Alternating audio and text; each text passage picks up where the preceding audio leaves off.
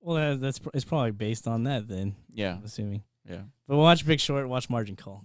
Well, Anybody listening, if you want to understand like the financial collapse better, like what happened in 2008 leading up to it, and what's happened, it was the spark that we just talked about. It created this whole movement in decentralized finance. And want to know why people are working on this shit? Yeah. Watch that movie. That reminds me, something that I thought of. There's going to be a movie about Satoshi Nakamoto. How could you make a movie? There's nothing on him. Well, think about this movement that we're experiencing right now. Yeah. That some people know about and others are just oblivious of. Yeah. Once decentralized finance really becomes like a staple in the financial sector, like this is total movie material. Like freaking essentially, banks isn't that what panicking? I haven't seen the rest of that show, but Mr. Robot is kind of like the premise, right? Yeah, but it's sort like, of restoring. It's eliminating the debt from everybody, which is essentially the same thing, right? I mean, if you clear out the current financial system, then they will no longer hold debt. Yeah. If we no longer need them, so everybody's unchained from their shackles. But hold on a second. Yeah, like what's gonna happen, man? So when someone's in debt, it's sort of like slavery. Well, yeah, because you your have life's to- purpose now is to pay off that debt, Pay off that debt, or and else go to work. your assets get seized. Correct. Yeah, And so in Mr. Robot, since everybody is in debt, they showed one example. One of the girls there, she had like $200,000 worth of student loan debt. yeah. And so she's a definite slave in the system. Yeah. And so if you completely remove that, she might go find something else to do, something where she doesn't feel oppressed to do just to pay back the loan. Mm-hmm. And so that's sort of the premise. Like people are working to pay off their debts. They're being manipulated essentially. I don't know if we fault the banks for this or it's our fault.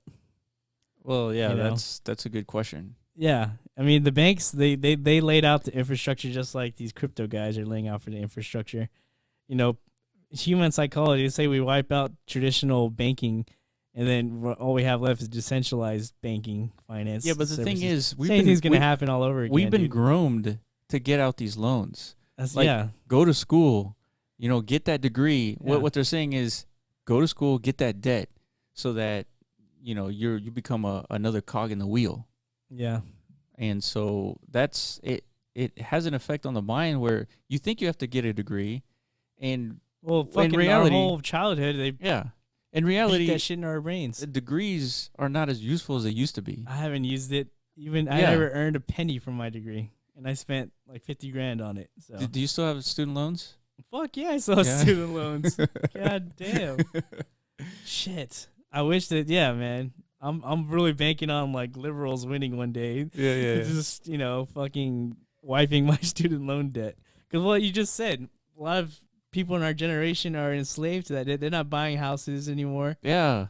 Because our whole life's mission is paying off this education that we paid so much for. Yeah, millennials are staying with their parents a lot longer. Yeah. I mean, way longer than they used to. Yeah, then like boomers are like fucking trash talking our generation like, you fucking losers. I moved out when I was 18. Yeah. Blah, blah, blah. I paid for my fucking $10 college education myself. Like, dude, come on. You guys are the fucks who like raised the price on us nonstop and like profited off our education. Yeah. That's just going to end soon. It has to, man, because at some point people are going to realize, I think employers will like, education doesn't mean shit, man. What matters is like what you're actually good at, like your skills, your skill set, your. And it takes a long time to understand what you like. I mean, exactly. In college, you don't know anything more than what you did in high school. Like there's no experience to say, hey, I want to learn more about financial, transactions, or doing anything in the engineering field. Like you just don't know like what real life is like. And most likely you're guided by like your parents and shit. Yeah. Like they're like the most influential adults in your life growing up. So yeah, typically if your parents aren't engineers, you end up becoming an engineer. Yeah, if your parents are a cop, you're gonna become a cop or a firefighter, shit like that. Usually we stick to the family lineage, most likely, because again, it's like the best influence. And that might not end up fitting with your actual like profile. You may not want to be a cop, but you start doing the cop thing. Exactly. It's just it's you've conditioned it to become one in a way, like involuntarily.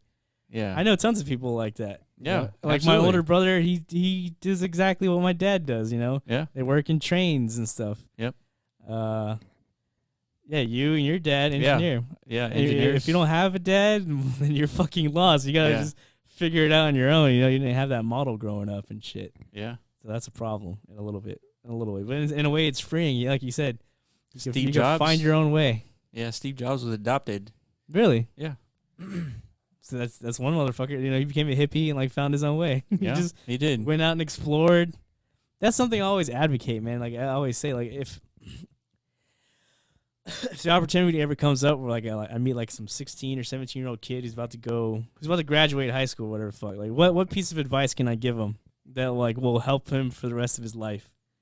Buy Bitcoin.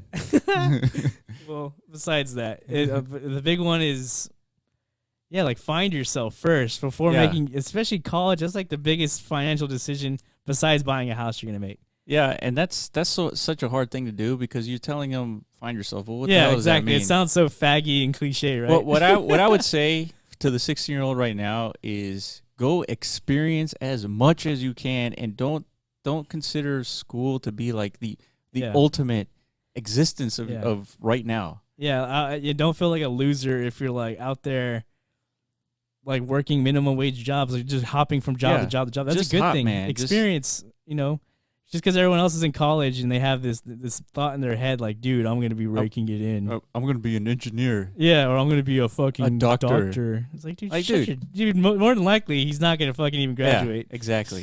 He's just wasting money. I remember when I started my engineering degree, we started with like 1,500 other engineers, like day one. 1,500 or 2,000, I forget the number. Yeah. But when I graduated, like I graduated with like 11 other engineers. 11? Holy shit. Like, that's crazy. Yeah, it's biology wasn't that extreme. I think everybody majored in biology. I remember like the orientation. They told us that straight up. Like, look, there's like thousands of you fuckers here who want to be biology majors, but like maybe like 10% will make it to the very end. Like that, 15%. I don't know what it is, man. Well, again, we were misguided. That's for sure. It's because our parents didn't know any better. And plus, the world changed pretty quickly, so it's not their fault, right? We're not blaming anybody. No. But we have to recognize that degrees are not as valuable. Maybe if instead of a $4,000 tuition here at least in Houston, Texas, on average, $4,000 tuition for 3 or 4 classes per semester. If that $4,000 ended up being $1,000, then you start being more reasonable, right? Maybe the engineering degree is not as useless as it is. Yeah. There needs to be like more influence on, now I'm talking politics, but like thinking about it, give like transitioning kids into adulthood like more options other than just education. Like what's wrong with, instead of getting a $40,000-$50,000 loan for education, why not have the government option to get that loan to start a business or something like that? Yeah, that's what I'm saying. Become an entrepreneur. You see, I always said if I had the $50,000 I spent on learning shit from a book, that I really honestly wasn't, like I said, I never discovered what I was good at. So I just picked a major and just followed through.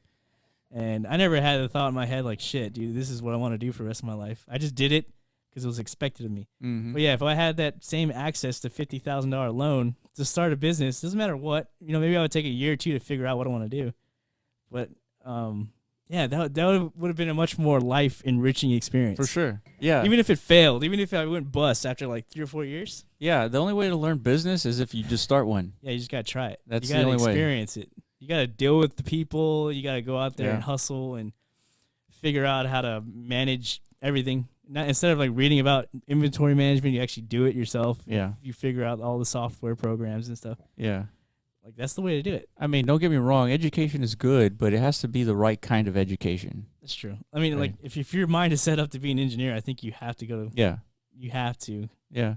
You have to go through that training. And really, school, for the value that I got from school is the discipline that it forced me to, sit down and study. Yeah. Yeah, because you you're not going to graduate if you just, fuck off. Yeah, if you don't have that ability to focus. Yeah. Yeah, and stay on task and like set goals. Yeah. And actually achieve them and don't deviate. You learn that, I guess, in school a little bit, or I don't know if you learn it, but it reinforces that ability for sure. I mean, you see me like, all the stuff that we're doing for the podcast. I didn't know how to edit audio, video, all this stuff. But I was disciplined enough to sit down and like figure it out, and then we just fucking do it. Yeah, like that's all it takes. For sure. It's not like rockets. We're not performing brain surgery like Elon over there. Mm-mm. But even him, he probably taught himself all exactly. That shit. Yeah. He taught himself everything. Rockets, He brain, didn't learn how to brain interfaces. He didn't learn how to make an electric car in college. Yeah, that's for sure. Yeah, but he's got that entrepreneur mindset. Like he's always thinking of that next big idea. Yeah. So I don't know. But yeah, man. I mean, yeah, like you said, education's not bad, but fuck. The education we got is bad. Oh yeah. Well, there's that, but the expectation like that, everyone has to follow that same singular path, man. That's not good. People aren't all the same. Not everyone's meant for that life. Well, now that the financial system is changing before our eyes, obviously. I mean, all we do is look at charts now. But now that it's changing, I think the last thing that's going to change is going to be the education system. Yeah, man, that's what I always hone back to. I'm always like thinking like, what's still stuck in the Stone Ages? Yeah. Finance was one.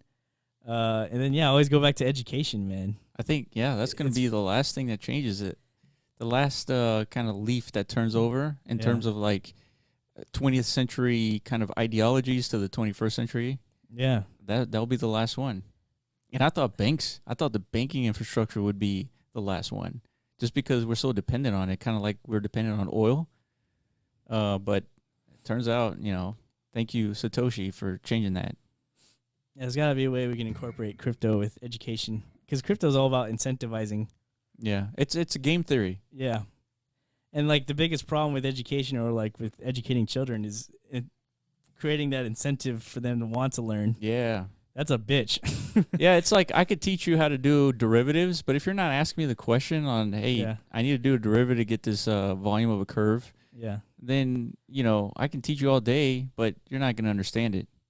Yeah, like again, with all this shit we talk about with VR, accruing like digital currencies, there's got to be a way we can, like, kids accrue tokens or something like that the more they learn. So that at some point in their life, they can cash out in these tokens and they got a bunch of money, something like that. Yeah. I don't know how. Yeah. There's got to be some type of way to influence that, to incentivize kids to want to learn. It's got to be it's got to be monetary wise too. It's got to be money involved. Other than, I guess in today's structure, it's the promise of the more educated you get, the hope and promise that it's going to lead you to a good career. True. Which is not a guarantee, but it's a hope and promise. But with crypto, we do have to think outside the box. Like, for example, basic attention token. You if you opt to watch ads or view ads, they pay you in BATs. Exactly. So it's like maybe the same thing can be applied to kids. If you opt to do your homework, you opt to get A's in your tests, you're gonna get some basic learning token. Yes.